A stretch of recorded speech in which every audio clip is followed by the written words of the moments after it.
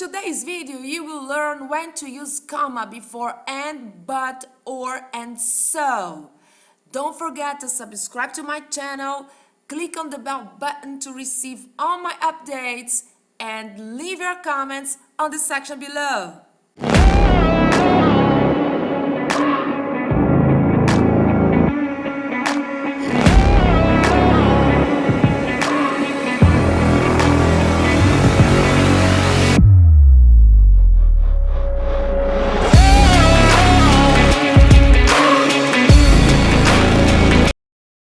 Hi everyone, welcome back to Gizeliopedia channel. My name is Gisele Figueiredo, IELTS coach and your grammar instructor.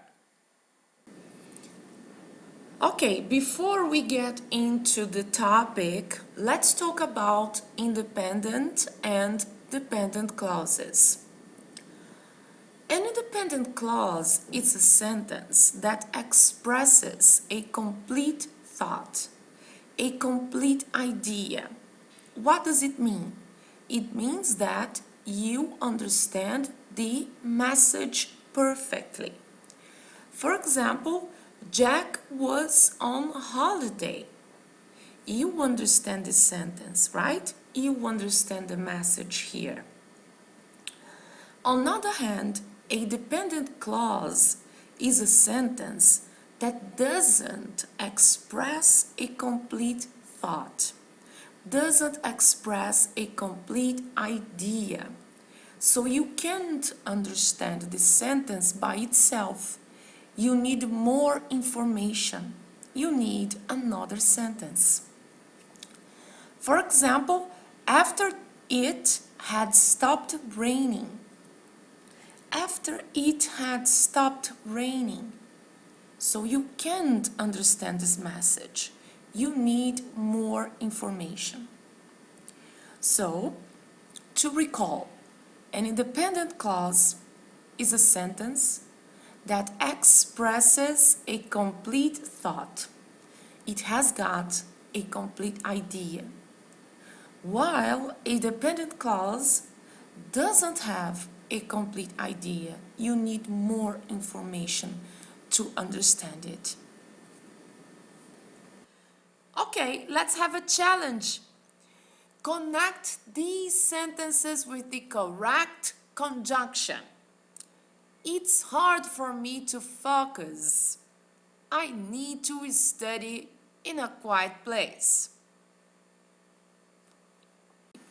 Okay, so let's start to understand how to use a comma before those conjunctions and, but, so, and or.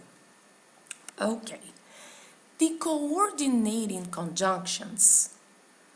Here we have an I, okay? It's just a typing mistake. So coordinating conjunctions are for, and, nor, but, or, yet, and so. We have 7 coordinating conjunctions and we represent them by this acronym, fanboys. So it's much easier to recall them.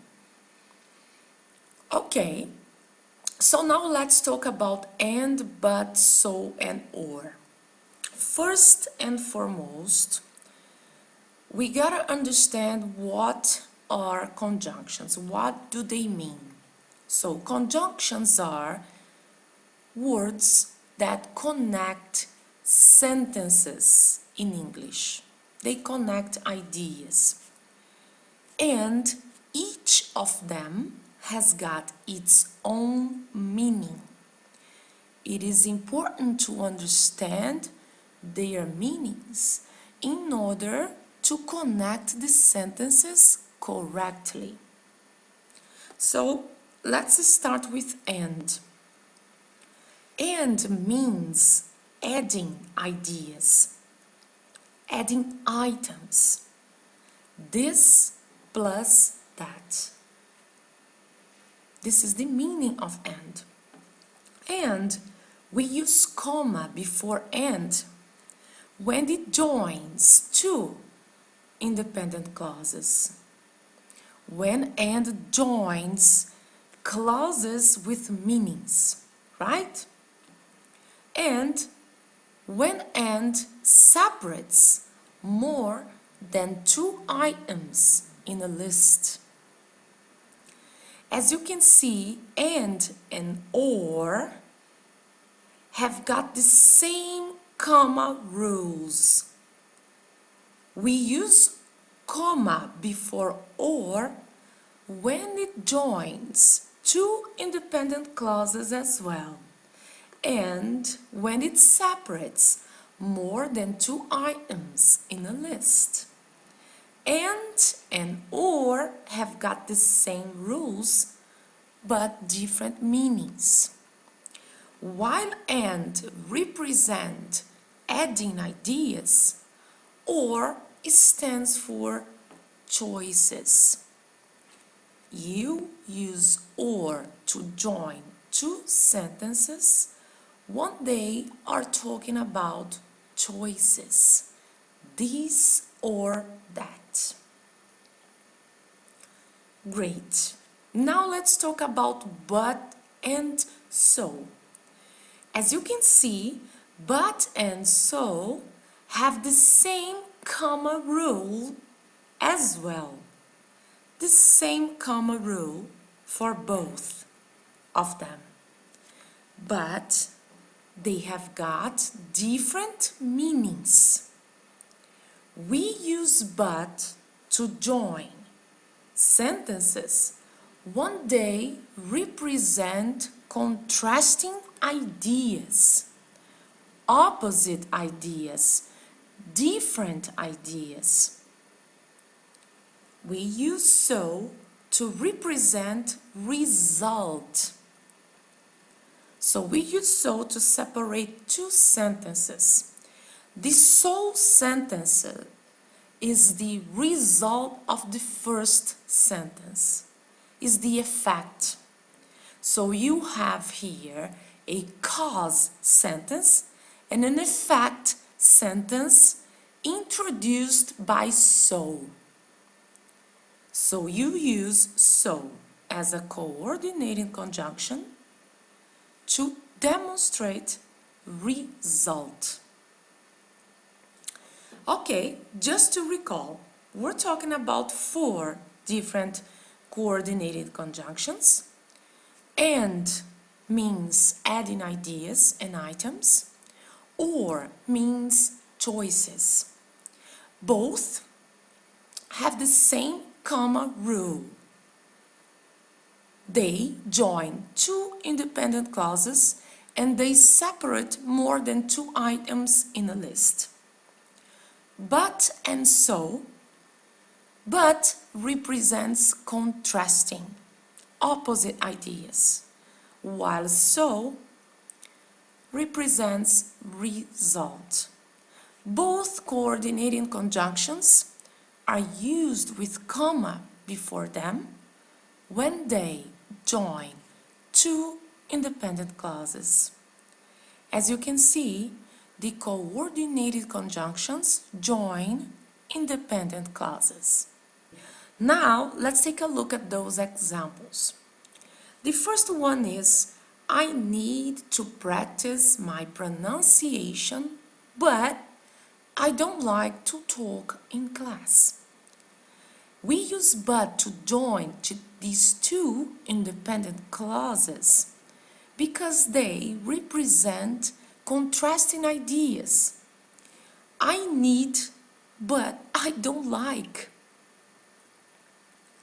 That's why we use but to join these two sentences. And as you can see, those are two independent clauses. You can understand their message. Great. The second example is, it was snowing outside. So his mother wanted the boy to put on the coat. As you can see, it was snowing outside. This is the cause. His mother wanted the boy to put on the coat is the effect. So because of it was snowing outside, his mother wanted the boy to put on the coat. We separate a sentence that represents result with so, and we use comma before it. Then we have another example. I could cook some fish, or we could go out. Here we have choices, right? Cook fish or go out. And we have two independent clauses. I could cook some fish. We could go out. So we can understand their meanings, their message. Another example is, I went to the market to buy bananas, apples, and carrots. So I have more than two items in a list.